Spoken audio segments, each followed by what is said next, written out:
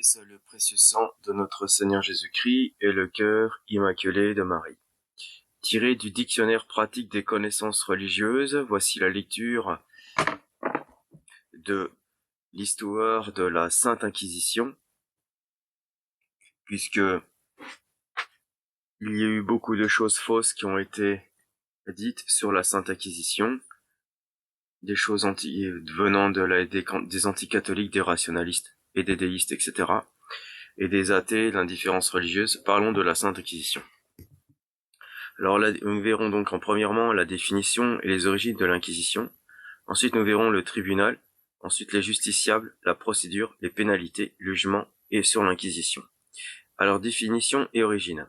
L'Inquisition, du latin inquirere inquisitum, qui veut dire en fait enquête, tire son nom du mode de procédure inauguré par les papes Lucius III et Innocent III et par le quatrième concile de Latran.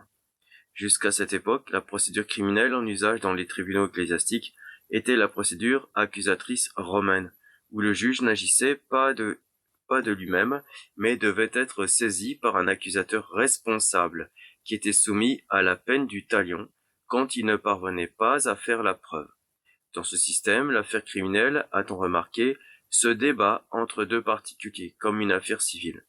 L'accusateur joue le rôle de demandeur, c'est lui qui recherche et produit les moyens de preuve destinés à convaincre le juge et entraîner la condamnation. Abandonnée ainsi à l'initiative privée, la répression des crimes n'était guère assurée. Aussi, dans leur désir de relever le niveau de la justice, Lucius III et Innocent III furent amenés à rendre la poursuite des crimes plus rapide, en la débarrassant de tous les préliminaires et en la confiant aux supérieurs ecclésiastiques. La procédure d'office qu'ils instituèrent consiste essentiellement en une enquête faite par le juge, contradictoirement avec le prévenu, enquête à la suite de laquelle le juge rend sa sentence. On l'appelle généralement inquisition. C'est le genre d'enquête qui fut appliqué à l'hérésie au Moyen-Âge. Nous ne considérerons que l'inquisition telle qu'elle fonctionna jusqu'au XVIe siècle, c'est-à-dire jusqu'à l'époque où Paul III la réorganisa par sa bulle Licet ab initio de 1542. Les divers tribunaux particuliers d'inquisition épiscopale et monastique qui fonctionnaient jusque-là sous l'autorité du pape furent transformés en un tribunal suprême d'inquisition pour toute l'Église.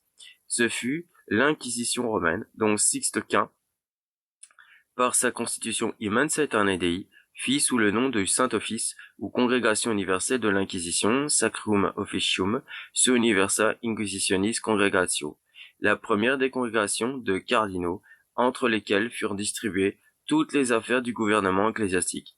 Munie de tous les pouvoirs d'un tribunal, elle avait à connaître de toutes les causes relatives à la foi, depuis l'hérésie jusqu'à l'abus des sacrements, et avait juridiction sur tous les pays où existerait la religion catholique.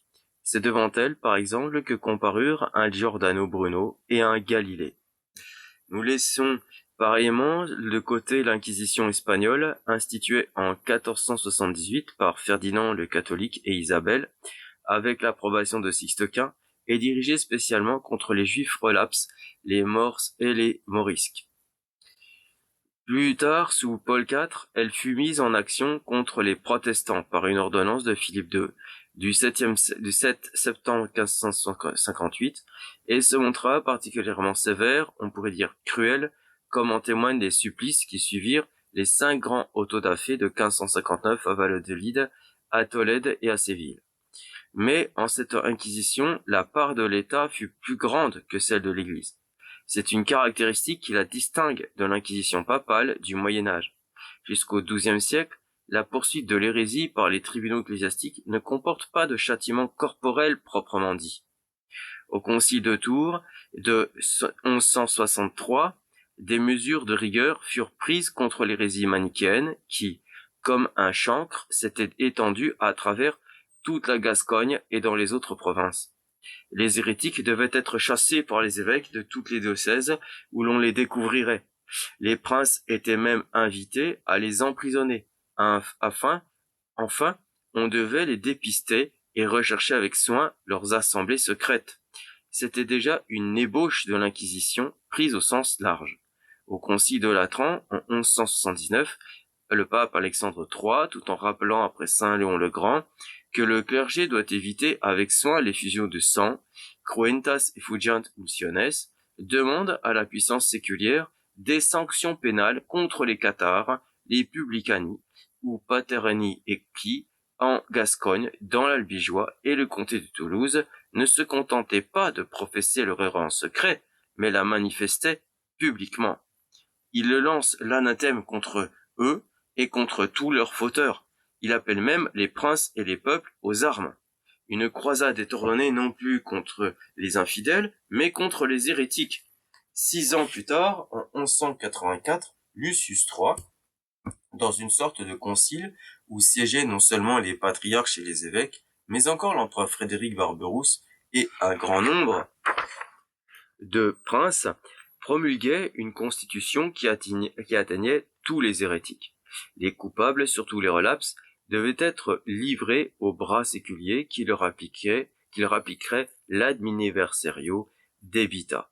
Tout archevêque ou évêque devait inspecter soigneusement, en personne, ou par son archidiacre, ou par d'autres personnes de confiance, 1 ou 2 fois l'an, les paroisses suspectes et se faire signaler sous serment par les habitants, les hérétiques avoués et cachés. Ainsi était bien établie une véritable inquisition, l'inquisition épiscopale. Les papes, du reste, confièrent à des légats le soin d'agir contre l'hérésie, de concert avec les évêques ou à côté d'eux. Et de la sorte, on vit, près dès le XIIe siècle, sous le pontificat d'Alexandre III, fonctionner simultanément 2 inquisitions, l'inquisition épiscopale et l'inquisition légatine. En 1198, Innocent III donna pareillement tout pouvoir aux religieux cisterciens qu'il envoyait dans le comté de Toulouse comme légats apostoliques. Les princes avaient ordre de se mettre à leur disposition. Nous enjoignons aussi à tous les peuples de s'armer contre les hérétiques, lorsque frère Régnier et frère Guy jugeront à propos de leur ordonnée. Saint Dominique, dont on a voulu faire le premier inquisiteur, n'agit d'abord qu'en sous-ordre. S'il rendit des services de l'inquisition, ce fut en vertu d'une délégation qu'il tenait de la légation cistercienne, dirigée par Arnaud de Citeaux et père de Calceno. L'inquisition proprement dite n'était pas encore née. Ce fut Grégoire IX qui donna au régime de l'inquisition sa forme définitive. Le 13 et 20 et 22 avril 1233, la pensée du pontife se déclara tout entière. Grégoire annonce à tous les prélats de France qu'il a choisis pour combattre l'hérésie les frères prêcheurs, qui se sont, dans l'humilité, d'une pauvreté volontaire, dévoués à cette tâche. S'il confie à des religieux les fonctions d'inquisiteurs, ce n'est pas qu'ils veuillent priver les évêques du droit de poursuivre eux-mêmes les hérétiques, mais c'est qu'ils se proposent de les soulager et de les relever en quelque sorte de ce soin, parce que les soucis de leurs multiples occupations leur permettent à peine de respirer.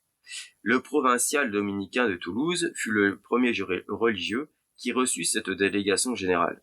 Les ministres ou gardiens de l'ordre des franciscains furent pareillement délégués par Grégoire IX pour la Navarre le 24 avril 1238. C'est, remarque un historien ou du tribunal de l'Inquisition, M. Tanon, c'est cette délégation du droit de commission au chef d'ordre qui fondait véritablement l'inquisition monastique et lui donnait son caractère permanent. Fin de citation. Appelons-la, si l'on veut, l'inquisition monastico-papale. Le régime inquisitorial, inauguré dans la France méridionale, remonta vers le nord. Par une bulle de date du 29 avril 1233, Grégoire IX nommait inquisiteur général au royaume de France, per universum regnum Franciae, frère Robert, surnommé le Bougre, parce que, avant d'entrer dans l'ordre dominicain, il avait lui-même fait partie de la secte des Cathares, que le peuple désignait sous le nom de Bulgarie, les Bougres. Le pouvoir civil se montrait disposé à seconder l'Église dans son œuvre répressive. Blanche de Castille n'avait pas hésité à déclarer qu'elle poursuivait les coupables qui lui seraient déférés par l'Église. Louis IX suivit la même politique religieuse. Le coutumier appelé l'établissement de Saint-Louis et les coutumes des Beauvaisis, du Beaumanoir, et témoignent de cet accord des 2 pouvoirs. Quand quelqu'un est condamné comme bougre par l'examination de la Sainte Église le doit abandonner à la laïque justice, et la laïque justice le doit ardoir, c'est-à-dire le doit brûler. Parce que la justice spirituelle ne doit nul mettre à mort. Fin de citation. L'Inquisition franchit nécessairement les frontières de la France. On la signale dans la Flandre et les Pays-Bas, en Aragon et en Castille, dans l'Italie et dans la Sicile, en Allemagne, en Bohême et en Hongrie. Bref, en dehors de l'Angleterre, elle couvrit la chrétienté latine à peu près tout entière. Le 30 avril 1235, par exemple, Grégoire IX, répondant à plusieurs questions posées par le roi d'Aragon, fit transmettre à Don Gemme tout un code de procédure inquisitoriale qui avait été rédigé par saint Raymond de Peñafort.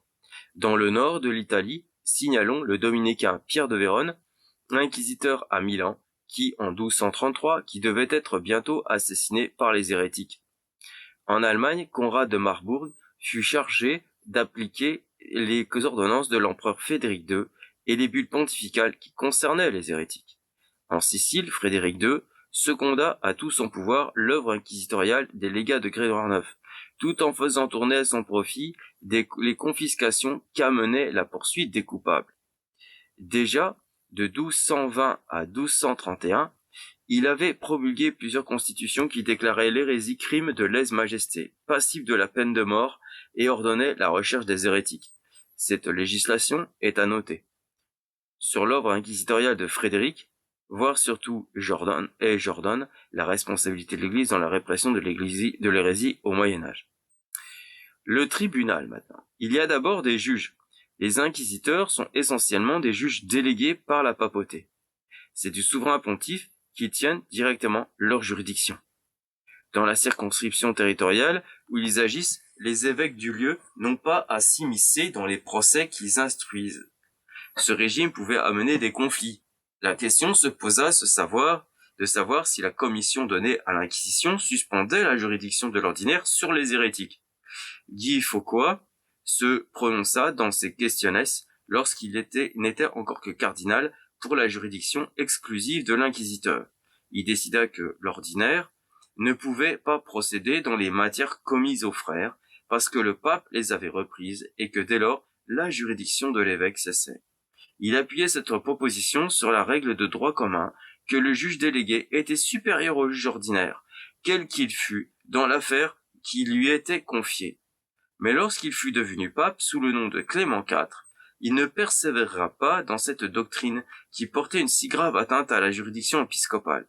Aussi bien, des abus de pouvoir étaient à redouter chez les juges qui possédaient une autorité aussi absolue. Ils éclatèrent dès l'origine même de l'Inquisition. Témoins ceux qu'on reprocha à Conrad de Magdebourg et à Robert de Le Bougre, on sait que ce dernier finit par être suspendu de son office puis condamné à une prison perpétuelle. La force des choses amena la réaction voulue. Les inquisiteurs et les évêques comprirent les avantages de la nécessité d'agir de concert. Avant même qu'elle fût érigée en règle, l'entente du juge ordinaire et du juge délégué se trouva réalisée dans plusieurs diocèses. Citons comme exemple le cas de Bernard de Castanet, évêque d'Albi en 1275 à 1308, instrumentant avec l'inquisiteur de Carcassonne. Benoît XI et Clément V recommandent cette union des deux juridictions. Le principe de l'entente était posé et le concile de Vienne en 1312 l'introduisit dans le droit. Ce décret célèbre Multorum Querela donnait à l'évêque les mêmes droits qu'à l'inquisiteur. Il pouvait indépendamment l'un et de l'autre citer ou incarcérer les hérétiques ou les suspects. Mais il ne devait les enfermer au mur étroit, les soumettre à la torture et prononcer la sentence que de concert. La surveillance appartenait également à l'un et à l'autre et chacun l'exerçait par un gardien assermenté. Parmi les auxiliaires de l'inquisiteur, il convient d'indiquer des vicaires, des conseillers, des notaires, des jurés et des geôliers. Les fonctions du notaire étaient très importantes. C'est lui qui recueillait par écrit les interrogatoires des accusés et les dépositions des témoins, ainsi que les autres actes de la procédure, et dressait tous les registres, originaux et copies. Il assistait à la question, constatait la manière dont elle était administrée, et recueillait la confirmation de leurs aveux, lorsqu'ils le renouvelaient après avoir délivré de la torture. Il avait parfois un rôle plus important, et pouvait être appelé à suppléer momentanément le juge, ce qui n'était d'ailleurs pas sans inconvénient, comme le montra l'expérience. Un mot sur les geôliers. Leur responsabilité était considérable et s'aggravait suivant l'importance des murs ou prisons dont ils avaient la garde. À Pamiers, le mur des Allemands était surveillé par un geôlier en chef, Custos Muri, qui avait sous ses ordres plusieurs gardiens, carcerari, et leurs femmes. Celles-ci concouraient avec leurs maris à la garde des détenus et plus spécialement sans doute à celle des prisonnières. On les voit assister, en outre, comme témoins aux différentes formalités judiciaires dont la prison peut être le théâtre. Les justiciables. Au premier rang se placent les néo-manichéens ou cathars. Ces hérétiques, sous le nom de Pauliciens ou de Bogomiles, persécutés par l'impératrice Théodora et l'empereur Alexis Comnène, essaimèrent de l'Orient et prirent par la Bulgarie la route de l'Occident, où ils trouvèrent un refuge et firent souche. Au XIIe siècle, on les trouve un peu partout en Lombardie et en France, où ils pullulent dans plus d'1 millier de villes. Le Languedoc, en particulier, en est tout infecté, bien qu'il semble que le centre du catharisme ait été Toulouse, et non Albi, on les appela communément albigeois ou encore boulgares, à cause de leur provenance, d'où les boulgres, les bougres, qualification qui fut étendue à tous les hérétiques du XIIIe siècle. Pour les détails sur leur doctrine, il conviendrait de recourir à Jean Guiraud, dans son livre La morale des albigeois de Consolamentum, dans Questions d'histoire et d'archéologie chrétienne, Paris 1906. Nous n'insisterons que sur leur théorie antimatrimoniale et leur initiation à l'état de parfait. Les cathars condamnent le commerce de l'homme avec la femme. À leurs yeux, le mariage est une abomination. L'un de ses effets n'est-il pas la procréation des enfants? Or, la propagation de l'espèce humaine constitue une œuvre diabolique selon eux. Une femme enceinte est une femme qui a le diable au corps, et qui ne saurait être sauvée. Dans la pratique, tous les cathars ne renonçaient pas au mariage. Mais les parfaits, ceux qui avaient reçu le consolamentum, s'engageaient à ne plus toucher à une femme. Et pour prévenir toute chute ou rechute, on les engageait à assurer leur salut par l'andoura. L'andoura était un suicide volontaire, pratiqué sous 2 formes, l'asphyxie et le jeûne. Le candidat à la mort a le choix entre le titre de martyr et celui de confesseur. Lorsqu'il choisit le martyr, on lui pose un mouchoir ou un coussin sur la bouche jusqu'à ce que l'étouffement s'ensuive. S'il veut être confesseur, on se borne à lui supprimer toute nourriture jusqu'à ce qu'il meure de faim. Lorsque, vers le milieu du XIIIe siècle, la coutume s'introduisit de consoler ou hérétiquer, comme même les enfants, les sectaires eurent souvent la barbarie de les mettre en andura. On se serait cru revenu, dit un historien, au temps odieux où des mères dénaturées offraient à Moloch le fruit de leurs entrailles. La pratique de l'andura était malheureusement, j'ouvre une parenthèse, les parents à Moloch était un démon, enfin un dieu pour eux, quoi, et on mettait au pied de la statue un feu très très fort, et on roulait du tambour pour éviter les cris de l'enfant, et le parent allait offrir donc à cette statue l'enfant jeune, bébé, nourrisson, jusqu'à 3 ans, et le jetait dans le feu. Voilà, et l'enfant mourait brûlé vif. Voilà, et on roulait des roulants de tambour pour cacher les cris de l'enfant. La pratique de l'andoura était malheureusement très fréquente chez les cathars, au moins dans le Languedoc, où tout compte fait, dit un historien grave, Dellinger, pour qui sait lire les actes des tribunaux d'inquisition de Toulouse et de Carcassonne, il n'y a pas de doute que l'andoura, volontaire ou forcée, a fait plus de victimes que le bûcher de l'Inquisition. Tard viennent les Vaudois. Ils étaient terribles aussi, ceux-là. Disciples de Valdo, riche marchand de Lyon, qui, en 1173, distribua ses biens aux pauvres et se fit apôtre de la pauvreté évangélique. Les disciples ne s'en tinrent pas à la doctrine et à l'exemple du maître. Ils s'attaquèrent à l'Église et à l'autorité papale. À l'origine, leur hiérarchie était constituée par l'évêque, le prêtre et le diacre, qui remplissaient des fonctions ecclésiastiques. Plus tard, l'évêque fut remplacé par le barbe, mot utilisé avec le sens d'oncle. dans tout le nord de l'Italie et qui est devenu pour les missionnaires vaudois un prédicat d'honneur avec le sens d'homme vénérable. Le barbe eut la plénitude de pouvoir ecclésiastique.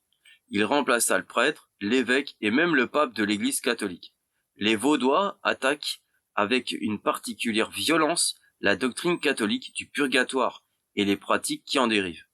Plus de messes pour les morts, plus d'intercession des saints, les chants religieux sont superflus, les églises n'ont pas de raison d'être, on peut aussi bien prier dans une étable, bien qu'ils considérassent le serment comme un péché, les Vaudois y avaient pourtant recours en cas de danger grave pour ne pas faire suspecter leur religion. Jura per jura secretum prodere noli.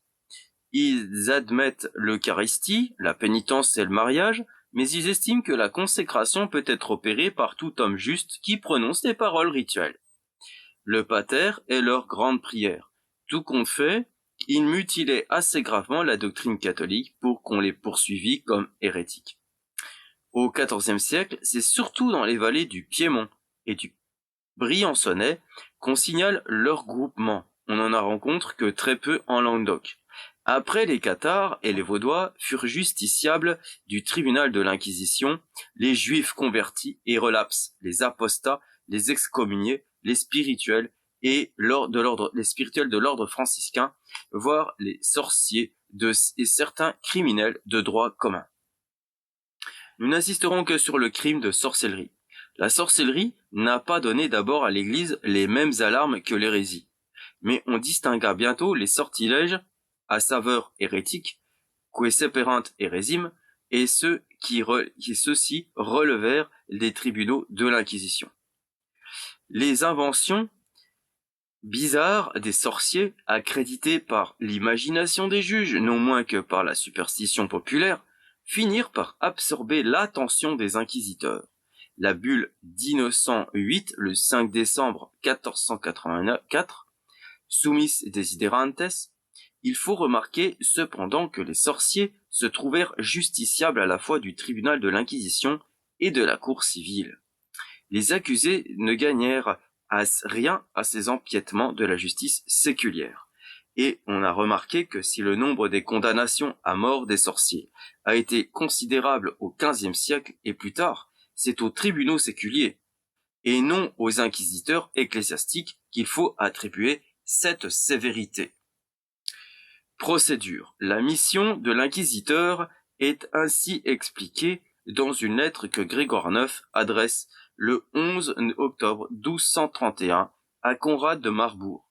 Lorsque vous arriverez dans une ville, vous convoquerez les prélats, le clergé et le peuple, et vous ferez une solennelle prédication. Puis vous vous adjoindrez quelques discrètes personnes, et vous ferez avec un soin diligent votre enquête sur les hérétiques et les suspects. Ceux-ci, après examen, seront reconnus coupables ou suspects d'hérésie, devront promettre d'obéir absolument aux ordres de l'Église, sinon vous aurez à procéder contre eux, suivant les statuts que nous avons récemment promulgués contre les hérétiques. Fin de citation. Nous avons là toute la procédure inquisitoriale. Premièrement, tournée inquisitoriale. Deuxièmement, prédication et temps de grâce. Troisièmement, enquête qui comprend la dénonciation et la citation des suspects. Quatrièmement, examen et interrogatoire des accusés. Cinquièmement, audition des témoins. Sixièmement, l'avocat. Septièmement, la vexation qui comprend l'internement. Et donc il y a quand même un internement, un emprisonnement. Et huitièmement, à partir de 1904, la torture. Neuvièmement, la sentence publique dans un sermon généraliste ou auto-da-fé.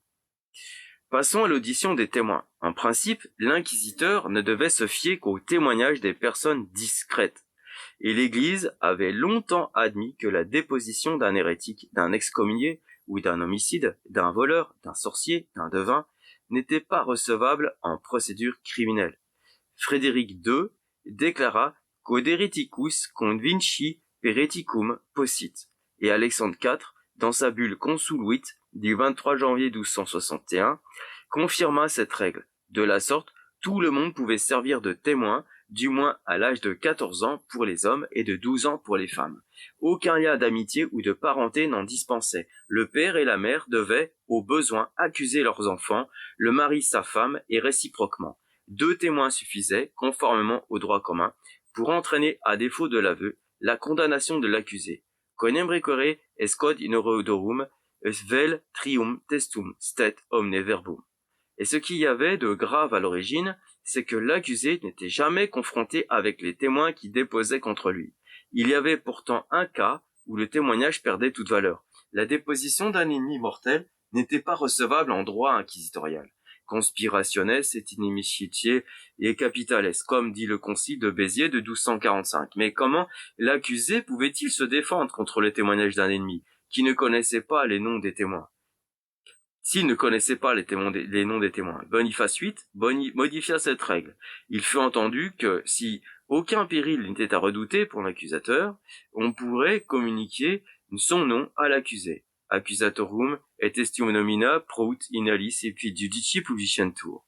L'avocat, de droit commun, tout accusé pouvait requérir un avocat. Grégoire IX admettait ce principe, mais dès 1248 prévalut la règle contraire. Inquisitionis negocium perstipitum advocatorum redarteritur. Providendo statuemus quod ab inquisitoribus non mittantur in processibus advocati. Cependant, au cours du XVIe siècle, on voit apparaître la mention d'un ou de plusieurs avocats. Mais comme l'avocat ne pouvait être un fauteur d'hérésie, il ne pouvait être davantage un fauteur d'hérétique. Son rôle se bornait donc à faire éclater l'innocence de son client s'il n'était pas coupable, ou à lui faire avouer sa faute et à demander l'atténuation de la peine dont il pouvait être passible, s'il était justement suspect d'hérésie. À tout prendre, l'avocat des tribunaux de l'Inquisition ne fut jamais, à proprement parler, qu'un avocat conseil, et plutôt l'avocat du tribunal que celui de l'accusé. En aucun cas, il ne paraissait à l'audience. Son rôle se bornait à conseiller l'accusé dans l'élaboration de la cédule de défense. La vexatio ou contrainte. Si l'accusé, en face des témoignages qui lui sont contraires et malgré le conseil de son avocat, s'obstine à nier sa culpabilité, ou y applique divers moyens de contrainte destinés à lui ouvrir la bouche, bon gré mal gré, vexatio dat intellectum. L'emprisonnement préventif est une de ces mesures. Les suspects doivent être soumis à la prison étroite, à une vie dure, pour qu'ils parlent, déclare Guillaume de Labroue, évêque de Carcassonne. Prison avec chaînes aux mains et aux pieds, privation de nourriture, voire de sommeil. Ces violences sont parfois inefficaces. Il y a des suspects qui restent dans les murs et aux prisons 6 mois, 1 an, 2 ans et plus, sans rien avouer, et qui y meurent. La torture. Quand tous les moyens de douceur et de contrainte ont échoué, reste la suprême épreuve, la torture. La torture était pratiquée par les tribunaux civils au Moyen-Âge. C'est de là qu'elle passa dans les tribunaux ecclésiastiques, non seulement pour crimes d'hérésie, mais encore pour crimes de droit commun. Certains tribunaux de l'Inquisition l'adoptèrent dès avant le milieu du XIIIe siècle. Innocent IV en autorisa l'usage par sa bulle ad extirpanda du 15 mai 1252, qui fut ratifiée par Alexandre IV et Clément IV. Il fut seulement stipulé que la question devait toujours être appliquée citage membri diminutionem et mortis periculum. Les modes de torture employés au XIIIe siècle et au XIVe siècle paraissaient avoir été le chevalet, l'estrapade et la torche enflammée. Non nulli ponuntur inipul eculeis. Lisons-nous dans un document. Le patient était couché sur un tréteau de forme triangulaire et attaché avec des cordes reliées à un cric. Il suffisait d'imprimer un mouvement au cric pour que les liens fussent tendus et les membres du patient disloqués ou même déchirés. Tractus in ecoleo. D'autres subissaient l'épreuve de l'estrapade ou de la corde. En ce cas, le patient était lié les mains derrière le dos et hissé à l'aide d'une poulie ou d'un treuil au sommet d'une potence ou simplement jusqu'à la voûte de la chambre de la torture. Puis on le laissait retomber lourdement près du sol. La répétition de cet exercice était inévitablement les plus douloureuses. Cependant, l'épreuve du feu ne fait pas avoir été moins périlleuse.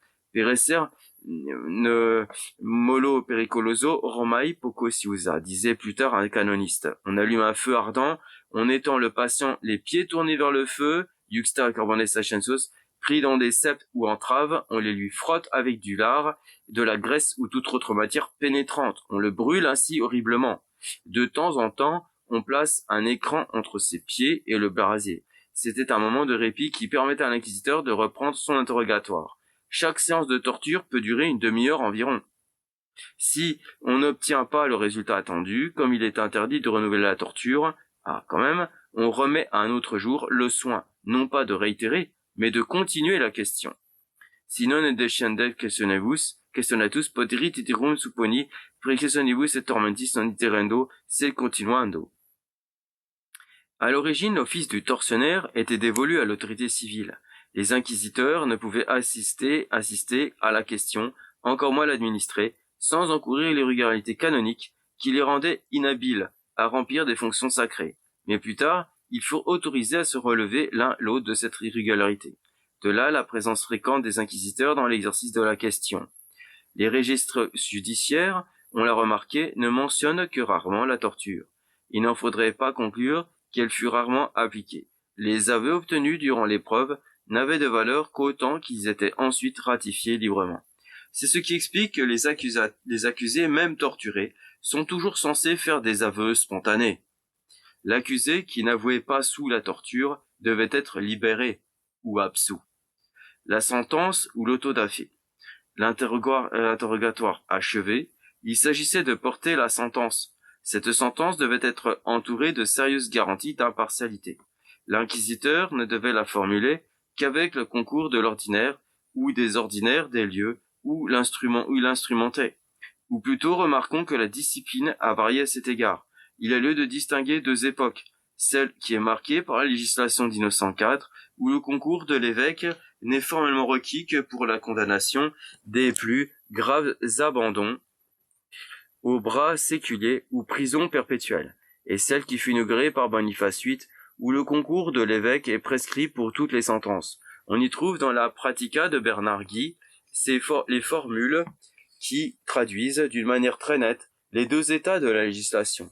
L'inquisiteur et l'évêque n'étaient d'ailleurs pas seuls chargés de préparer les sentences inquisitoriales. Le tribunal comprenait un certain nombre d'assesseurs qui avaient voix consultative et non seulement des membres du clergé mais encore des jurisconsultes laïcs. Ces assesseurs étaient quelquefois très nombreux. Le concile tenu en 1329 dans le palais épiscopal de Pamiers sur la convocation des inquisiteurs se compose de 35 membres, parmi lesquels 9 jurisconsultes. On leur soumettait un extrait sommaire des pièces du procès. L'examen des extraits achevé, les inquisiteurs recueillaient les avis de tous les conseillers. Ceux-ci prononçaient un des avis suivants. Pénitence au gré de l'inquisition, où l'accusé doit être emprisonné ou livré au bras séculier.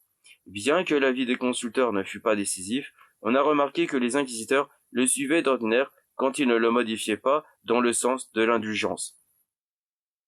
Les sentences, une fois arrêtées, on citait les accusés par une séance publique qui prenait le nom de serma generalis ou totodafé. Pour le peuple aujourd'hui, et pour bien d'autres, l'autodafé évoque le souvenir des pires horreurs de l'Inquisition.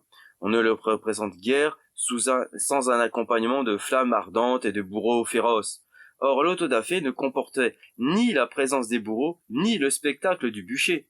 C'était tout simplement un prononcé de jugement, auquel les inquisiteurs tenaient à donner le plus d'éclat possible, soit dans une église, soit dans une place publique. La cérémonie comprenait la distribution des grâces, qui consistait en cumulation de peines. On finissait par les sentences les plus graves. Il ne paraît pas que les accusés fussent à l'origine revêtus d'un costume particulier, ni mitrés comme dans l'Inquisition espagnole du XVIe siècle. Pourtant, Jeanne d'Arc, en 1431, portait une mitre, sur laquelle étaient écrits ces mots « hérétique, apostate, relapse ». Dans le sermon de 1459, tenu à Arras contre les sorciers condamnés au feu par les vicaires de l'Inquisition l'évêque, les coupables étaient pareillement mitrés. Parenthèse, avis personnel par rapport et observation par rapport à tout cela. Qu'est-ce que l'hérésie? C'est l'enfer. Parce qu'en fait, l'hérésie condamne l'âme. Donc quand on est un hérétique et un hérésiarque, c'est-à-dire qu'on diffuse l'hérésie, on participe à vouloir damner les âmes, ce qui est très très grave. Donc quand on sait la puissance et le mal que procure pour l'éternité les flammes de l'enfer, l'Inquisition, les tortures, c'est rien du tout à côté. Les tortures qu'on vient d'évoquer, c'est rien du tout. Donc il vaut mieux être torturé ici-bas et souffrir ici-bas, regretter, rejeter l'hérésie, plutôt que de la diffuser. Donc, et c'est un peu normal, c'est un peu le sens spirituel, le sens que l'Église donne. Il faut éviter de tuer l'âme, et il faut pas et voilà, il faut se soucier plus de ceux qui tuent l'âme que ceux qui tuent le corps. Je reprends. La pénalité. Les pénalités dans la pensée de l'Église, les pénalités de l'Inquisition étaient toutes médicinales, sauf la peine de mort qui avait un caractère vindicatif. Mais on verra que l'Église ne prit jamais la responsabilité de la peine de mort appliquée aux hérétiques. Ces pénalités étaient le mur, ou prison, les croix et autres signes d'infamie, les pèlerinages, les flagellations, les peines pécuniaires, les confiscations, la destruction des maisons, l'exhumation des morts, et enfin la tradition au bras séculier qui comportait la peine de mort. Nous insisterons que sur les pénalités les plus dignes d'intérêt et de curiosité. Le mur, ou c'est-à-dire la prison. Il y avait deux régimes pour les prisonniers. Le régime strict, murus strictus arctus, et le régime adouci, murus largus. Les personnes soumises à ce dernier régime pouvaient jouir d'une certaine liberté relative et recevoir des visites, recevoir même une alimentation du dehors. Le condamné, ou murus strictus, était jeté, les pieds enchaînés, dans une cellule étroite et obscure. Parfois, il était enchaîné au mur. L'alimentation au pain et à l'eau était le régime normal. Lorsque les coupables appartenaient à un ordre religieux, la punition était généralement tenue secrète, et le condamné était emprisonné dans un couvent de son ordre. Les couvents étaient ordinaires pourvus de cellules à cet effet, où le régime n'était pas meilleur que dans les prisons épiscopales. C'est aux prisonniers à travers une ouverture ménagée à cet effet. C'est la tombe des vivants, connue sous le nom de in pace. Le nombre des hérétiques à qui la peine de la prison fut infligée est relativement considérable. Le registre de l'inquisiteur de Toulouse, Bernard de Caux, contient pour les années 1244-1246 52 sentences, dont 27 portent la peine de la prison perpétuelle. Bernard Guy, qui remplit à Toulouse les fonctions d'inquisiteur pendant 16 ans, de 1308 à 1323, eut affaire à 930 coupables. Le nombre de ceux qu'il condamne à la prison, soit temporaire, soit perpétuelle, s'élève à 307, c'est-à-dire un tiers environ du chiffre total des hérétiques traduits devant son tribunal. Même proportion, à peu près, de condamnation à la prison perpétuelle dans l'inquisition de Pamiers, c'est-à-dire pendant les années 1318-1324. Notons en finissant que la condamnation au mur comportait, outre certains adoucissements, des commutations de peine. La prison à vie était quelquefois changée en prison à temps, l'une et l'autre en pèlerinage ou port de croix. Alors, c'est quoi le port de croix? Les croix ou autres signes d'infamie, dès que des langues ou des hosties, celles-ci réservées à ceux qui avaient profané l'Eucharistie. Les croix devaient être portées sur les vêtements d'une manière très apparente, comme la roue des Juifs. La première mention d'imposition de croix, à laquelle nous puissions assigner une date certaine, est celle de l'acte de 1206, dans lequel saint Dominique impose à l'hérétique Roger Ponce, en même temps qu'une pénitence publique, le port d'un habit spécial sur lequel devaient être cousues 2 petites croix de chaque côté de la poitrine. Pèlerinage et flagellation. Le pèlerinage en Terre Sainte était considéré comme le plus méritoire. Les premiers inquisiteurs l'imposèrent à un grand nombre d'hérétiques, sous le nom de passage d'outre-mer. À partir de l'échec des croisades, il devint d'un usage de moins en moins fréquent. Les pèlerinages ordinaires se divisaient en majeurs et mineurs. Les pèlerinages majeurs étaient ceux qui se faisaient hors du royaume, mais sur le continent. Les principaux étaient ceux de Rome, de Saint-Jacques de Compostelle, de Saint-Thomas de Cantorbéry et des 3 rois de Cologne. Les pèlerinages mineurs s'accomplissaient en France, citons pour le Midi Notre-Dame de Rocamadour, Notre-Dame du Puy, Sainte-Marthe de Tarascon, Sainte-Marie-Madeleine et Saint-Maximin, Saint-Léonard en Limousin, et pour le Nord, Notre-Dame de Chartres, Saint-Denis, Notre-Dame de Boulogne, etc. Les visites aux églises avec flagellation et autres pénitences ont le même caractère que les pèlerinages. La flagellation était prescrite soit à titre principal, soit à titre accessoire. Mais la cérémonie était toujours la même. Le pénitent se rendait à l'église, nu-pieds, en chemise et en brais, c'est-à-dire les brais, c'est un pantalon court, in camisa in bracis, portant un cierge, dans une main et dans l'autre les verges avec lesquelles il devait être fustigé. La il entendait la messe à une place bien en évidence, puis il s'avançait vers l'autel après le sermon, l'évangile ou l'offertoire, il déposait son cierge, offrait des verges à l'officiant, se mettait à genoux et recevait la discipline. Il suivait les processions dans le même appareil, après les prêtres et les clercs, où il était fustigé à la dernière station. Après avoir subi cette correction, il proclamait à haute voix qu'elle lui avait été infligée pour les fautes qu'il avait commises contre l'acquisition. Deuxième parenthèse, là encore, je veux dire, c'est la réaction est saine, enfin je veux dire la punition est saine dans le sens où quand nous comparaîtrons tous devant le jugement dernier, tout le monde aura connaissance de nos péchés d'un point de vue public. Donc autant le faire dès maintenant ici sur terre. Et pareil, la flagellation, la mortification, pas forcément des hérétiques, mais même des plus grands saints se sont donné la discipline justement pour châtier leur corps. Il vaut mieux le châtier ici-bas que d'avoir les peines du purgatoire ou même de l'enfer plus tard. La peine de mort. L'Église ne condamna jamais, à proprement parler, les hérétiques à la peine de mort. L'indique la décrétale ab abolendum du concile de Vérone de 1164, Hereticus relinquatur arbitrio potestatis secularis adminadversione debita punendus. Et l'adminadversio romaine était la peine de mort. On ne voit cependant pas que cette peine ait été appliquée légalement aux hérétiques avant le XIIIe siècle. Aux environs de l'an 1200, Alain de Lille pouvait encore écrire dans son traité contra hereticos Heretici propter heresim, non sunt occidendi. Le pape Innocent III, qui parle de recourir au bras séculier, virtute materialis gladil cercerciri, n'a jamais entendu par là, suivant les meilleurs historiens, la peine de mort. Malheureusement, il employa, dans une de ses lettres, une expression qui eut des conséquences terribles. Cum longe sit gravius aeternam quam temporalem ledere majestate. D'après la loi civile, les criminels de lèse-majesté sont punis de la peine capitale et leurs biens confisqués. Frédéric II se chargea de tirer la conséquence. La constitution qu'il promulgua le 22 novembre 1220 pour tout l'Empire rappelle expressément la phrase d'Innocent III. Dans la constitution de 1224, pour la Lombardie, la peine de mort est décrétée contre les manichéens, et comme la législation antique édicte contre eux la peine du feu, c'est le taux-bûcher que Frédéric II condamne les hérétiques.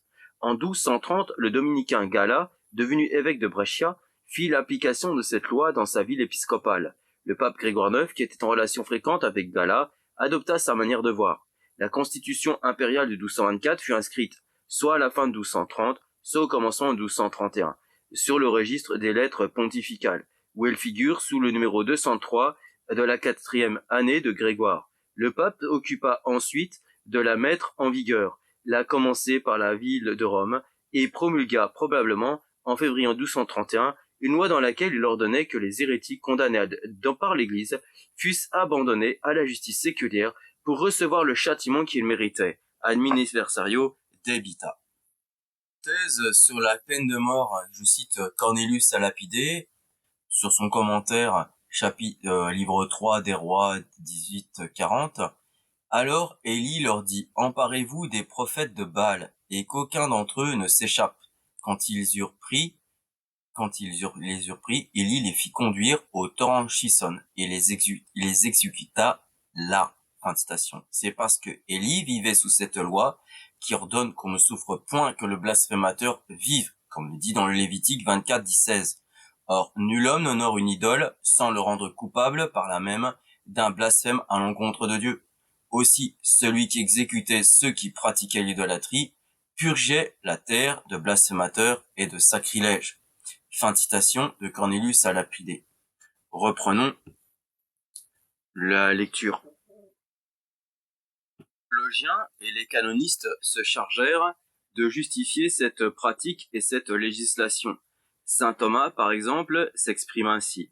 À considérer en lui-même le crime d'hérésie, les coupables méritent non seulement d'être exclus de l'Église par l'excommunication, mais encore d'être retranchés du monde par la mort.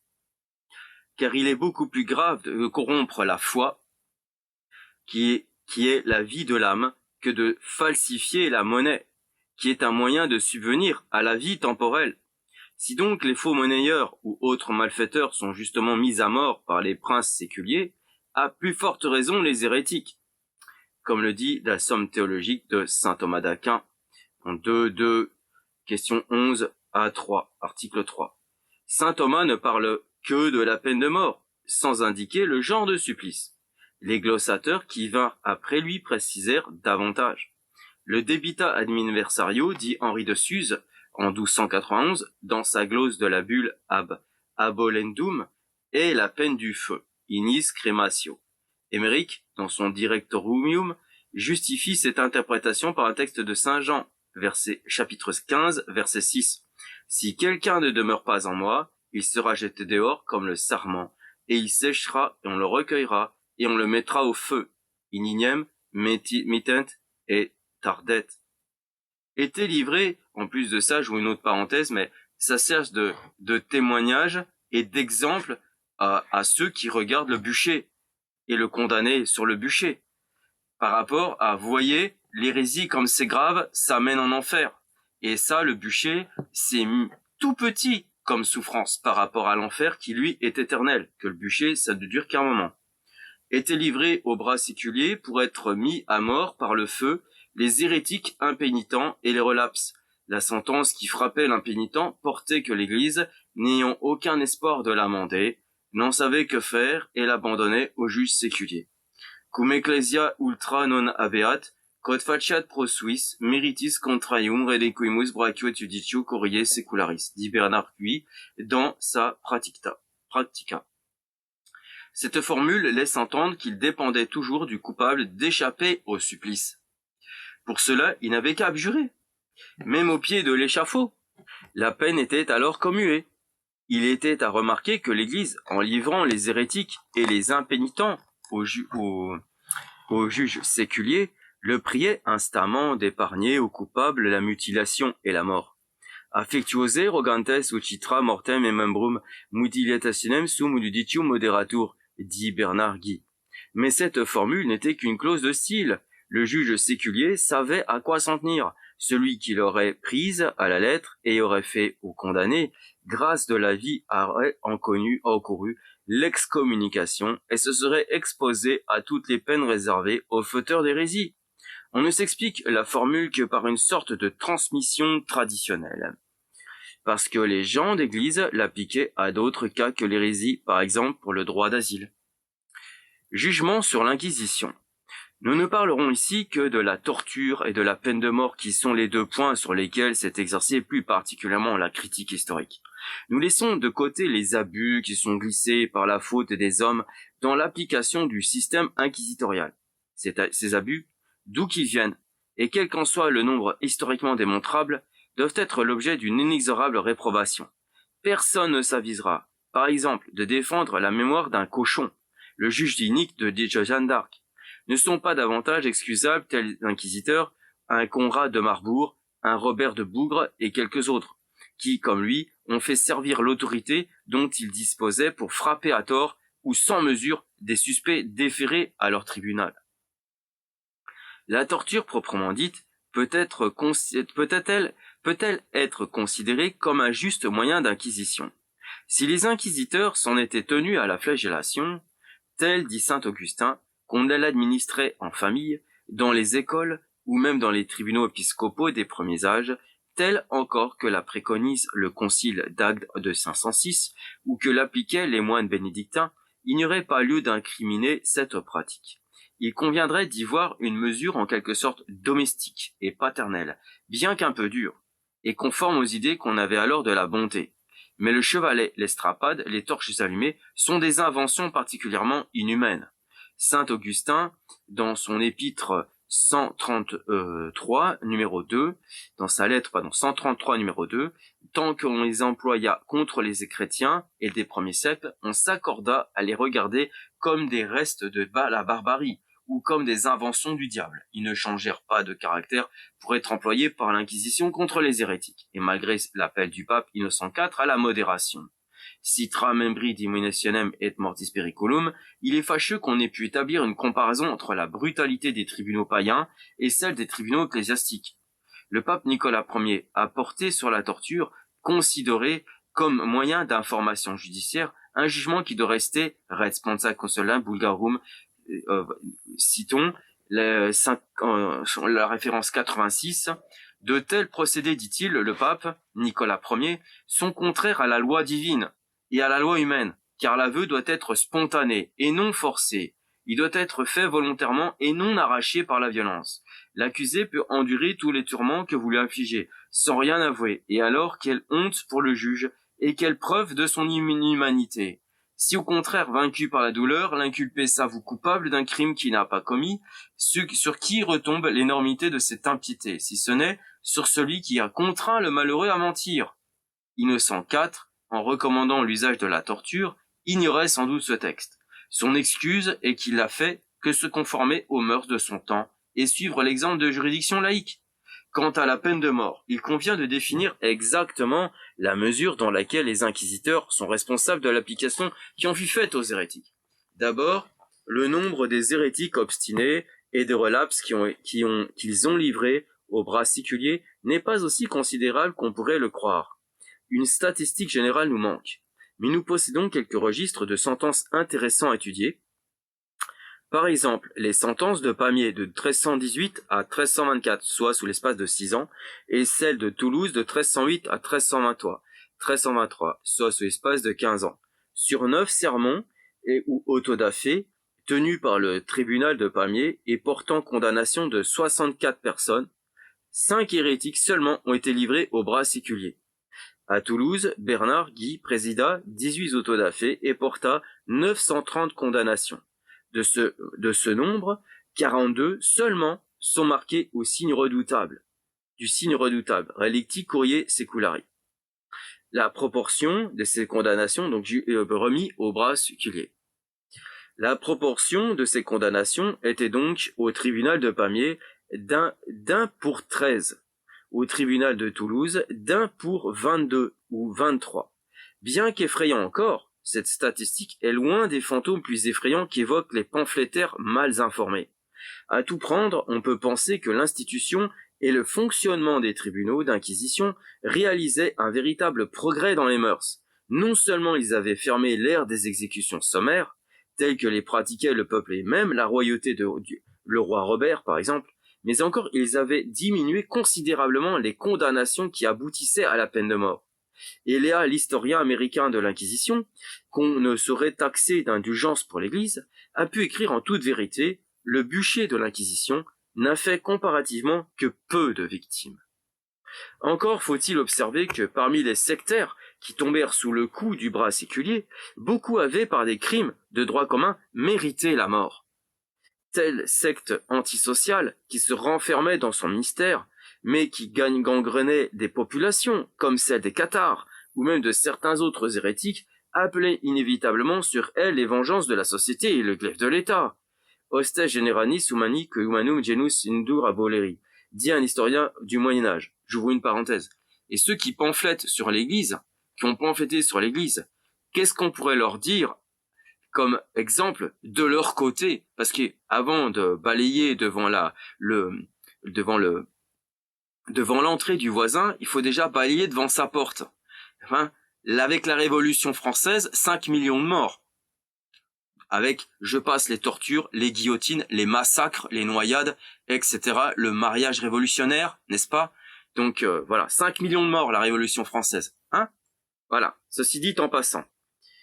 Donc quelque horreur que puissent nous inspirer les moyens employés, la liberté ou la mort, hein? La Révolution française. Quelque horreur que puissent nous inspirer les moyens employés pour la combattre, la secte des Cathares, écrit Léa, quelque pitié que nous devions ressentir pour ceux qui moururent victimes de leurs convictions, nous reconnaissons sans hésiter que dans ces circonstances, la cause de l'orthodoxie était celle de la civilisation. Si le catharisme était devenu dominant, ou même seulement l'égal du catholicisme, il n'était pas douteux que son influence ait été désastreuse. L'ascétisme dont il faisait profession, en ce qui concerne les relations entre les sexes, aurait inévitablement conduit, s'il était devenu général, à l'extinction de l'espèce.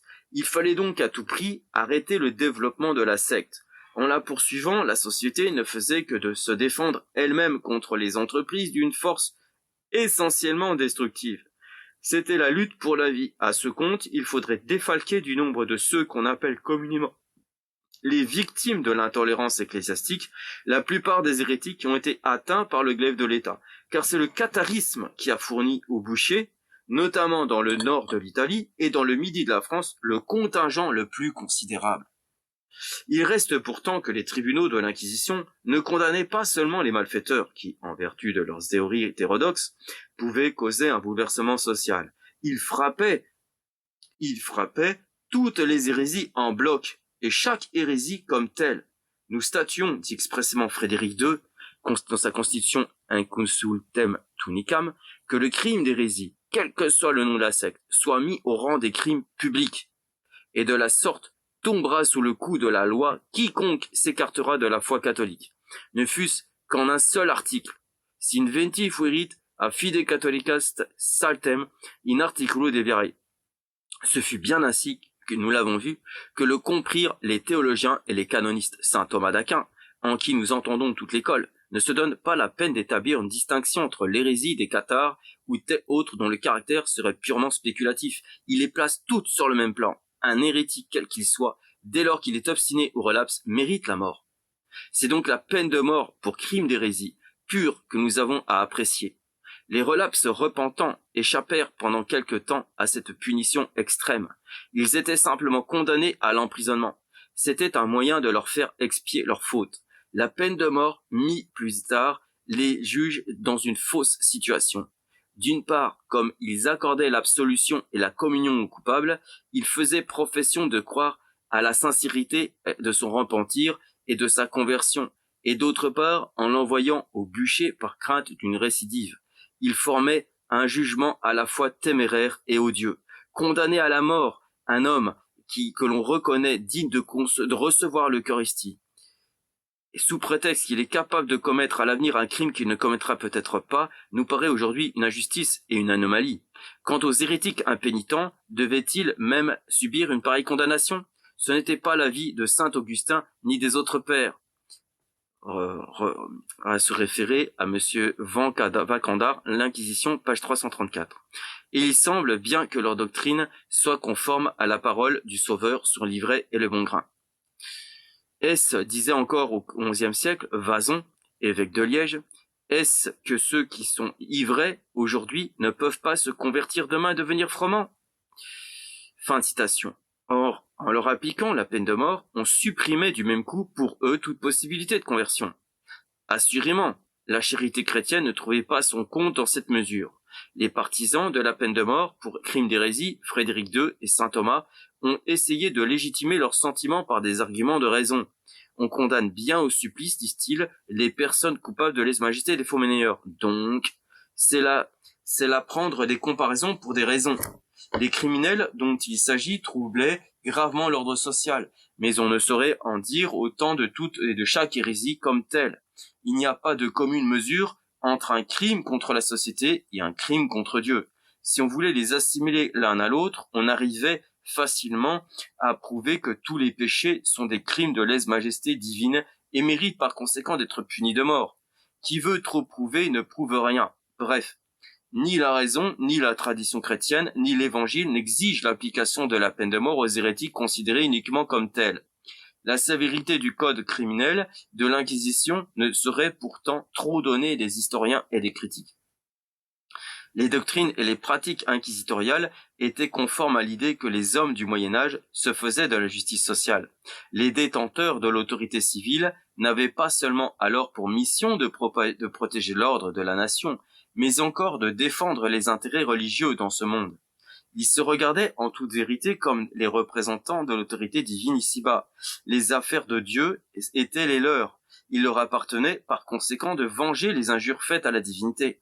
À ce titre, l'hérésie, crime purement théologique, relevait de leur tribunal. En le punissant, ils ne faisaient que remplir un des devoirs de leur charge. Ce sont eux qui l'ont assimilé au crime de lèse-majesté et l'ont rendu, par là même, passible de la peine de mort, voire du bûcher. Ainsi s'explique qu'associés ou non au crime de droit commun, l'hérésie ait été frappée si sévèrement. Reste à déterminer exactement quelle fut la part de l'Église dans ces condamnations à mort. Certains apologistes ont essayé de montrer que l'exécution des hérétiques fut l'œuvre du pouvoir civil et que l'Église n'est en aucune façon responsable. Telle est, en particulier, l'opinion de Joseph de Maistre. On a remarqué en effet que les constitutions papales et impériales de 1231 et 1232 abandonnaient simplement les hérétiques impénitents et les relapses à la justice séculière pour ne pas endosser la responsabilité de leur mort. Siculari judicio relinquentur. Cela était la conséquence de la devise de l'Église qui était adaptée Ecclesia abhorret a sanguine. Les inquisiteurs ne manquaient même pas de recommander aux juges séculiers d'agir avec modération et d'éviter toute effusion du sang. Mais nous l'avons vu, ce n'était là qu'une clause de style, et les juges civils qui l'auraient prise à la lettre seraient tombés sous le coup de l'excommunication. Les princes n'étaient pas proprement jugés en cette circonstance. La compétence pour connaître les questions d'hérésie leur faisait défaut. Elle leur était même formellement déniée. Leur rôle était de se borner à enregistrer la décision d'Église et à lui donner la suite qu'elle comportait en droit civil, à lui appliquer l'admine versio debita. Dès lors, il semble que si une exécution s'ensuivait, une double autorité se trouvait engagée dans cette mesure, celle du pouvoir civil qui appliquait ses propres lois et celle du pouvoir spirituel qui la contraignait à les appliquer. C'est ce qui faisait dire à Pierre le Chantre, qu'il ne fallait pas tuer les cathares à la suite d'un jugement ecclésiastique, sous peine de compromettre la responsabilité de l'Église. Illud ab eo fit, cuius autoritate fit, ajoutait-il pour justifier sa recommandation. Après cela, que l'on discute, comme l'a fait le père Choupin, la question de savoir si, dans l'espèce, la responsabilité de l'Église est une responsabilité juridique ou simplement une responsabilité morale, la réponse importe peu au regard des faits. Disons-le en finissant, pour comprendre le mécanisme de la rigueur des lois de l'Inquisition, il faut se faire une âme d'ancêtre. Et comme il est bon d'avoir plusieurs sons de cloche, si j'ose dire, sur ce qui est de l'histoire de l'Inquisition, dans le dictionnaire de théologie de l'abbé Berger, nous pouvons y lire, je vais passer toute la partie historique que nous venons de lire, mais nous allons reprendre à une partie qui était fort intéressante. On ne confronte point les accusés aux délateurs, et il n'y a point de délateur qui ne soit écouté. Un criminel flétri par la justice, un enfant, une courtisane sont des accusateurs graves. Le fils peut déposer contre son père, la femme contre son époux, le frère contre son frère. Enfin, l'accusé est obligé d'être lui-même son propre délateur, de deviner et d'avouer le délit qu'on lui suppose et que souvent il ignore. Cette manière de procéder était sans doute inouïe et capable de faire trembler toute l'Espagne, mais il ne faut pas croire qu'elle soit suivie à la lettre. Toute accusation qui suffit pour donner des soupçons aux inquisiteurs ne suffit pas pour les autoriser à faire arrêter ou tourmenter quelqu'un. En Espagne, les nationaux et les étrangers qui ne pensent ni à dogmatiser ni à troubler l'ordre public vivent avec autant de sécurité et de liberté qu'ailleurs.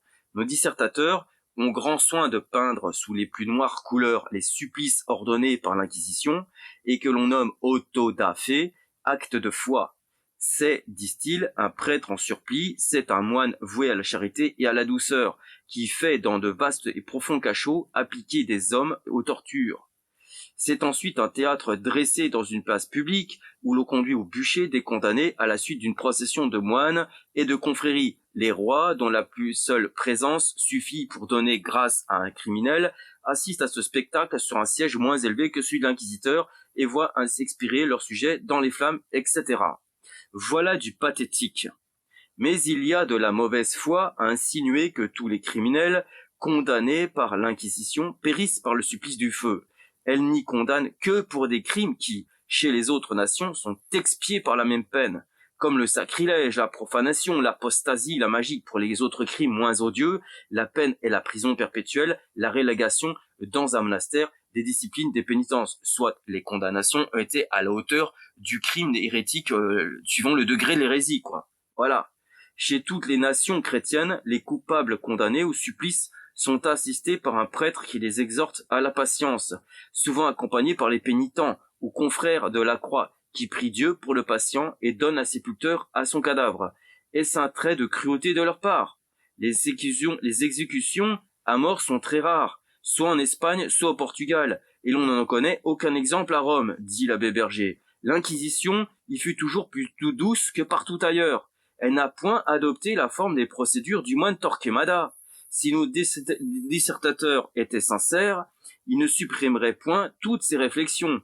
C'est encore une absurdité de leur part d'appeler les exécutions dont nous parlons des sacrifices de sang humain.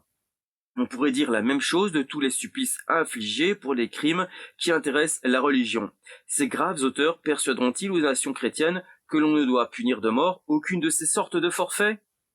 Quand on reproche aux Espagnols les rigueurs de l'Inquisition, ils répondent que ce tribunal a fait verser beaucoup moins de sang dans les 4 parties du monde, que les guerres de religion n'en ont fait répandre dans le seul royaume de France, qu'elle les met à couvert du poison de l'incrédulité qui infecte aujourd'hui l'Europe entière. Vainement nos déclamateurs ont répliqué que les guerres finissent et sont passagères, au lieu que l'Inquisition, une fois établie, semble devoir être éternelle. Les faits démontrent le contraire. Non seulement la France, l'Allemagne, l'État de Venise l'ont supprimé après l'avoir laissé établir, mais le roi du Portugal vient de l'énerver dans ses États. Il a ordonné, premièrement, que le procureur général, l'accusateur, communiquera à l'accusé les articles d'accusation et le nom des témoins. Deuxièmement, que l'accusé aurait la liberté de choisir un avocat de conférer avec lui. Troisièmement, il a défendu d'exécuter aucune sentence de l'Inquisition, qu'elle n'eût été confirmée par un conseil. Un des faits que l'on a reproché le plus souvent, et avec le plus d'amertume, à l'Inquisition romaine, est l'emprisonnement ou la condamnation du célèbre Galilée, pour avoir soutenu que la Terre tourne autour du Soleil. Nous prouvons la fausseté de cette imputation au mot sciences humaines. Bon, il renvoie à un autre chapitre. Celui qui a invectivé avec plus de véhémence contre ce tribunal avoue que, sans doute, on lui a souvent imputé les excès d'horreur qu'il n'a pas commis, et il dit que c'est cet être maladroit que de s'élever contre l'Inquisition par des faits douteux, et plus encore de rechercher dans le mensonge de quoi la rendre odieuse. Il devait donc éviter lui-même cette maladresse et rapporter les faits avec plus de bonne foi. Nous félicitons volontiers les Français et les Allemands de n'avoir point ce tribunal chez eux, mais nous assurons hardiment que si les philosophes incrédules étaient les maîtres, ils établiraient une inquisition aussi rigoureuse que celle d'Espagne contre tous ceux qui conserveraient de l'attachement pour la religion. Référence à ce que j'ai dit sur la Révolution française, la liberté ou la mort. Puisque nous avons parlé de Galilée, voici ce que dit donc l'abbé Berger sur cette affaire. Mais nous allons reprendre un petit peu plus en avant parce qu'il critique, lui, les sciences humaines, pas dans le sens où c'est mauvais en soi, mais ce que les hommes ont fait de la science et qui l'ont tourné contre l'Église. En effet, si l'on veut y donner une base solide, il faut partir des lumières acquises par ceux qui nous ont précédés. Il faut connaître leurs erreurs afin de nous en préserver, mais ce procédé exige de recherches pénibles. Pour s'en dispenser, nos écrivains modernes ont décrié tous les genres d'érudition, sous prétexte que ceux qui les ont cultivés n'étaient pas philosophes. L'étude des langues, de la critique de la littérature ancienne et moderne leur paraît superflue. Tous se flattent de tirer toute vérité de leur cerveau. Il veut être créateur et il répète, sans le savoir, des absurdités philosophiques des siècles passés. C'est exactement ça aujourd'hui. À quoi sert le raisonnement lorsqu'on ignore les premiers principes de l'art de raisonner? Vainement, on chercherait chez nos littérateurs incrédules quelques teintures de logique et de métaphysique. Ces deux sciences leur déplaisent. Elles mettraient des entraves à l'impétuosité de leur génie. À l'exemple des anciens épicuriens, ils en ont secoué le joug. Au lieu de raisonner, ils déclament, ils se contredisent, ils ne savent ni de quel principe ils sont partis, ni à quel terme ils doivent aboutir. Notre siècle, sans doute, a fait de grandes découvertes dans la physique et dans l'histoire naturelle. Mais combien d'expériences douteuses ne nous a-t-on pas donné pour des vérités incontestables? Le goût des systèmes ne règne pas moins qu'autrefois, et les plus hardis sont toujours les mieux accueillis. L'hypothèse des atomes et celle de la divisibilité de la matière à l'infini ne se succèdent à subjuguer les esprits tour à tour. Les termes inintelligibles d'attraction, de gravitation, d'électricité, de magnétisme ont remplacé les qualités occultes des anciens. Une imagination nouvelle paraît sublime dès qu'elle peut servir à combattre les vérités révélées. Si l'on pouvait parvenir à substituer l'idée de la matière à celle de Dieu, nos philosophes croiraient avoir tout gagné. Voilà, c'est ça. La science doit remplacer Dieu. Et les hommes de cette époque ont voulu remplacer Dieu par la science. Donc du coup, tout est bon. On fait flèche de tout bois. Entre leurs mains, l'histoire n'est plus qu'un tissu de conjectures. On le voit avec l'intelligence artificielle aujourd'hui, etc., etc. Entre leurs mains, l'histoire n'est plus qu'un tissu de conjectures, un système de pyrrhonisme, une suite de libellés diffamatoires. De tous les faits, ils n'admettent que ceux qui s'accordent avec leur opinion. Ils ne font cas que des auteurs qui paraissent avoir pensé comme eux, et ils noircissent tous les personnages dont la vertu leur déplaît. Ils appellent grands hommes des insensés chargés du mépris de tous les siècles. Leur grande ambition est d'être législateurs, politiques, arbitres du sort des nations, mais en attaquant l'idée d'un Dieu législateur, ils ont sapé la base de toutes les lois. Au lieu de la morale des hommes, ils nous prescrivent celle des brutes, et ils fondent la politique sur les principes de l'anarchie. Dans un État bien policé, le citoyen qui déclamerait contre les lois serait puni comme séditieux. Parmi nous, c'est un titre pour prétendre à la célébrité.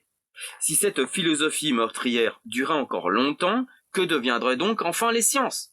On sait déjà où en est l'éducation de la jeunesse depuis que les philosophes ont voulu la réformer, et si dans l'état où ils l'ont mise, elle est forte propre à créer des hommes laborieux, savants, utiles à leur patrie.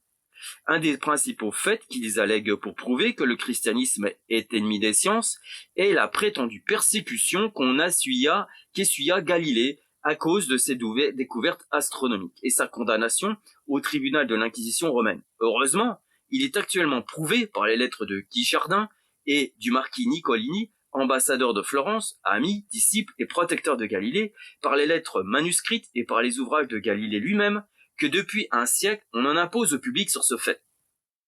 Ce philosophe ne fut point persécuté comme bon astronome, mais comme mauvais théologien, pour avoir voulu se mêler d'expliquer la Bible.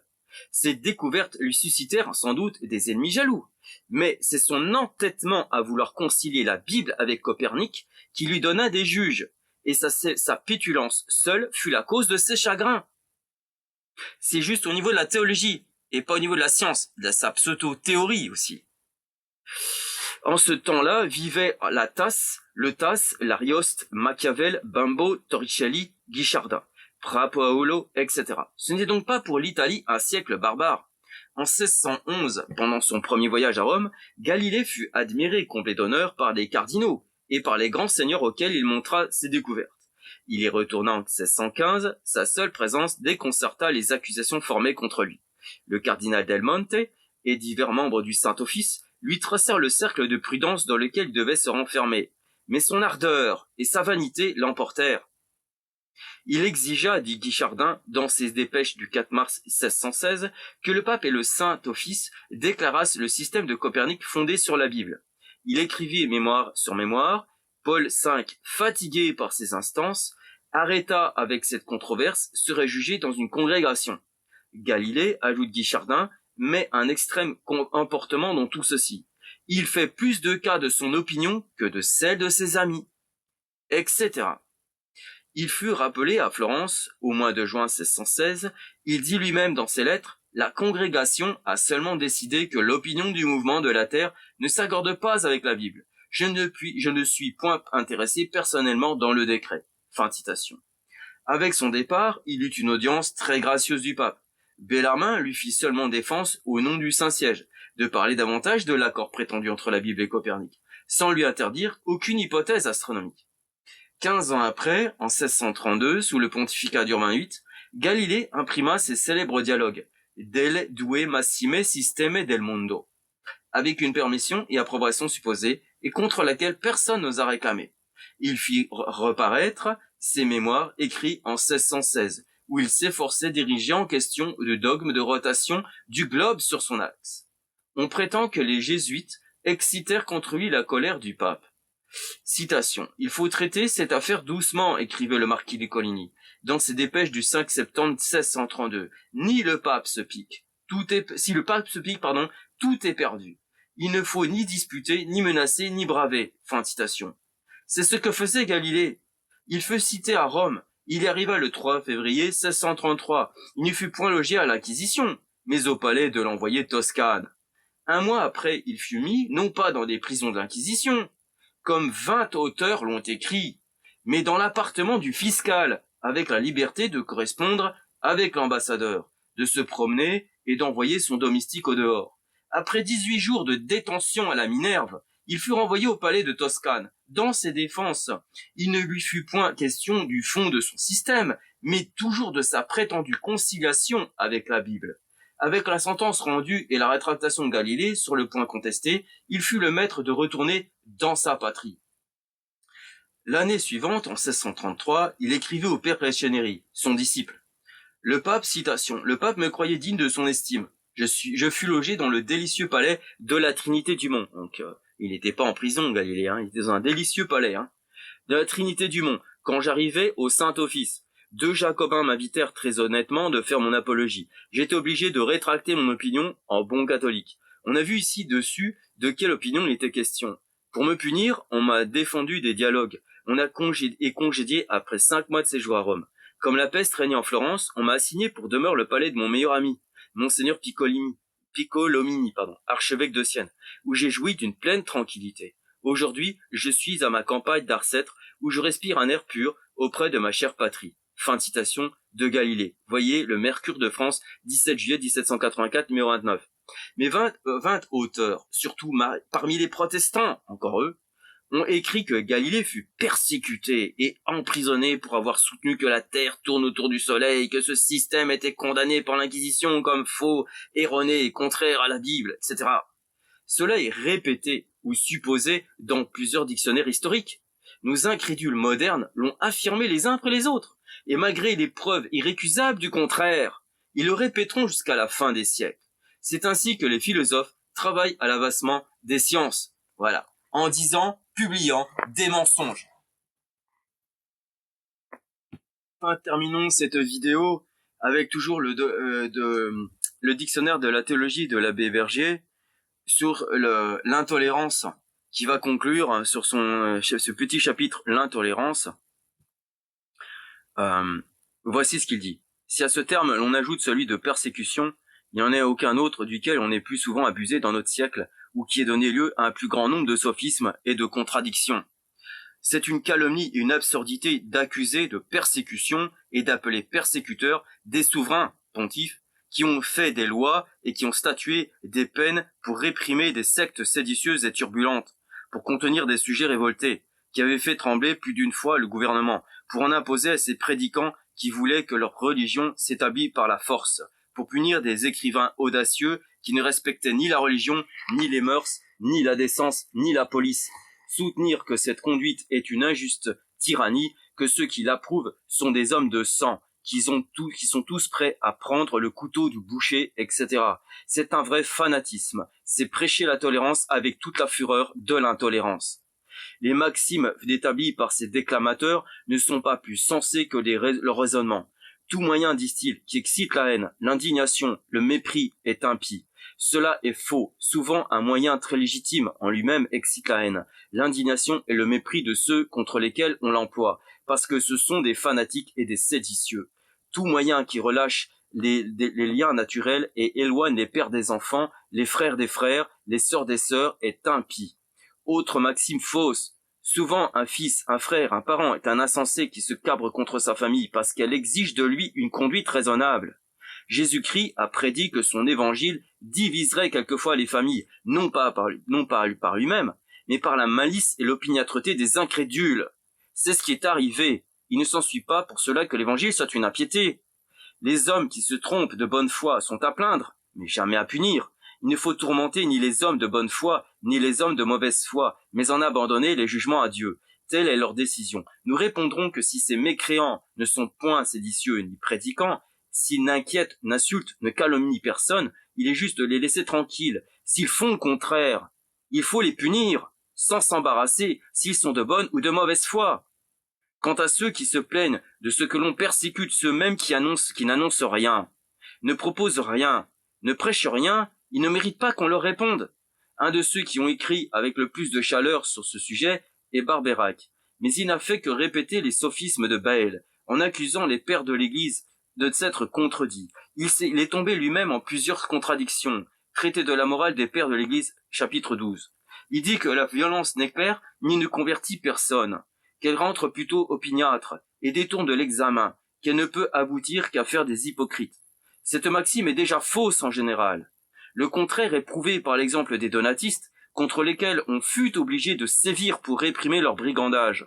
Réduits à l'impuissance de les continuer, ils consentirent à se laisser instruire et se réunir à l'Église. Si la violence ne convertit pas les pères, elle peut agir sur les enfants, empêcher le schisme et l'erreur de se perpétuer.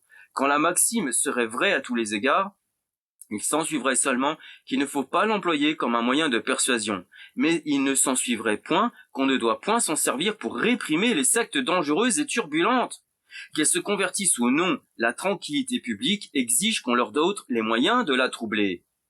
Barbeyrac soutient qu'en matière de religion, chacun doit être juge pour soi-même, que personne n'en peut juger pour les autres d'une manière infaillible, que l'opinion du grand nombre ne prouve rien. Selon lui, aucune société ne peut se croire à couvert d'erreur. Elle n'a droit tout au plus que d'exclure de son sein les dissentants. La tradition est de nulle autorité, et l'infaillibilité prétendue de l'Église est une absurdité. Dieu seul est juste dans cette matière. Voilà ce que dit Barbeyrac. Il nous permettra donc d'appeler de sa décision au jugement de Dieu et du bon sens. Un protestant qui ne se croit point infaillible ne devrait pas prononcer des oracles théologiques d'un ton si absolu. Nous demandons d'abord comment un ignorant peut être juge de la religion qu'il doit suivre. Quelle certitude il peut avoir de sa religion? S'il ne doit s'en rapporter au jugement de personne, si Dieu voulait que chacun fût juge pour soi-même, il était fort utile de donner aux hommes une révélation, de revêtir Jésus-Christ et les apôtres d'une mission divine pour nous instruire, de bouleverser l'univers pour établir le christianisme. De quoi sert l'évangile si chacun peut l'entendre comme il lui plaît, et si Dieu trouve bon que tout homme, savant ou ignorant, éclairé ou stupide, se fasse une religion à son gré? Mais ce n'est pas ici la seule preuve du peu de cas que les docteurs protestants font de la révélation, de la rapidité avec laquelle leurs principes conduisent à les religions. Pourvu que la tolérance, c'est-à-dire le libertinage d'esprit, règne dans le monde, que leur importe de ce que deviendra le christianisme. Ainsi notre ridicule moraliste juge que les mystères sont révélés d'une manière fort obscure, et on conclut qu'il n'est dans l'ordre de la providence qu'il y ait diversité de sentiments en matière de religion, puisque selon saint Paul, il faut qu'il y ait des hérésies, mais fidèle à se contredire, Barbeyrac décide que la tolérance ecclésiastique ne doit pas être pour ceux qui nient les vérités fondamentales. Mais si ces personnes n'ont le droit de juger pour les autres, qui décidera quelles sont les vérités fondamentales et non fondamentales? Puisque les mystères sont révélés d'une manière fort obscure, il n'y a pas d'apparence que ce soit des dogmes fondamentaux. Et s'ils ne sont pas, de quels articles de foi sera donc composé le symbole du christianisme? Les Sociniens ont trouvé bon de retrancher de leur tous les mystères. Barbeyrac, sans doute, ne s'attribuera pas le droit de les condamner. Si Dieu jugeait à propos qu'il y eut des Sociniens dans le monde, nous ne voyons pas pourquoi il ne voudrait pas qu'il y ait aussi des déistes et des athées. L'impiété de ceux-ci est dans l'ordre de la providence, tout comme les autres erreurs et les autres crimes du genre humain. Dieu les permet, mais il y aurait de la folie à croire qu'il les approuve. Dieu les permet, mais ne les approuve pas. Saint Paul a dit, il faut qu'il y ait des hérésies, afin qu'on connaisse ceux dont la foi est à l'épreuve. Donc, premier livre aux Corinthiens, chapitre 11, verset 19. En effet, on a vu par cette épreuve que la foi des protestants n'était pas fort solide, puisqu'après avoir fait schisme avec l'Église dans le sein de laquelle ils étaient nés, ils ont vu bientôt éclore parmi eux 20 sectes différentes. Aujourd'hui, ça pue, ils sont au moins 200, et encore.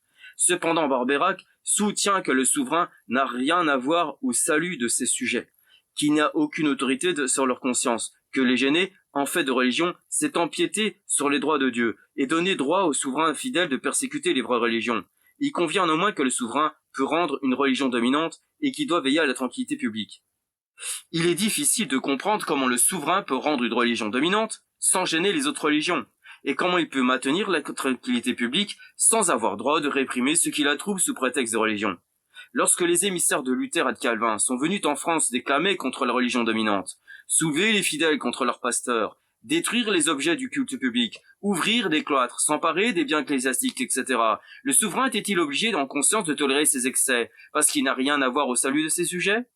La première obligation que lui impose sa religion est d'empêcher qu'on ne prêche contre elle. Il ne peut la croire vraie, sans juger que toutes les autres sont fausses. Si un souverain hérétique ou infidèle part de ce principe pour persécuter la vraie religion, qu'en s'en suivra-t-il?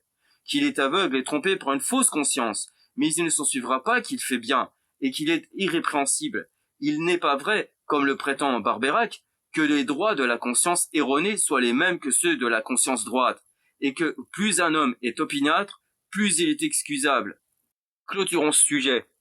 Nous convenons que la tolérance, établie tout à coup dans un État quelconque, pendant que l'intolérance règne chez les nations voisines, peut lui procurer une prospérité passagère, surtout lorsque les attraits d'un gouvernement républicain se joignent à l'appât de la tolérance. Alors les dissentants ou mécréants de toutes les sectes ne manquent pas d'y accourir.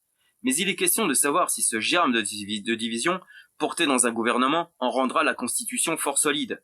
Si ce qui peut être avantageux à une république convient également à une monarchie. Si le génie républicain du protestantisme n'est pas un feu qui couve toujours sous la cendre et qui est toujours prêt à se rallumer, etc. On conviendra du moins que, malgré la tolérance et ses merveilleux effets, la Hollande et l'Angleterre ne sont plus aujourd'hui à ce haut degré de prospérité où elles se trouvaient il y a un siècle. Et comme ce n'est point l'intolérance qui a fait perdre aux Anglais l'Amérique et qui menace leur domination dans les Indes, il y a aussi beaucoup d'apparence que ce n'est point la tolérance qui avait opéré le prodige éphémère de leur prospérité. On a beau répéter que l'intolérance a dépeuplé et ruiné la France, il est démontré par des calculs et des dénombrements incontestables que ce royaume, la France, est aujourd'hui plus peuplé, mieux cultivé, plus riche et plus florissant qu'il ne l'était à la révocation de l'édit de Nantes. Ainsi, les spéculations de nos politiques protestants ou incrédules ne sont pas plus vraies que leur raisonnement philosophique et théologique. Lorsque les ministres de la religion prêchent le zèle et l'attachement à la religion, on ne manque pas de dire qu'ils parlent pour leur propre intérêt. Mais lorsque les mécréants prêchent la tolérance et l'indifférence de religion, ils plaident aussi la cause de leur intérêt. Nous ne voyons pas pourquoi ces derniers sont moins suspects que les premiers. Toute la question de savoir lequel de ces deux intérêts est le plus sage et le mieux entendu. Gloria natissimis Deo et intera pax omnibus bone voluntatis.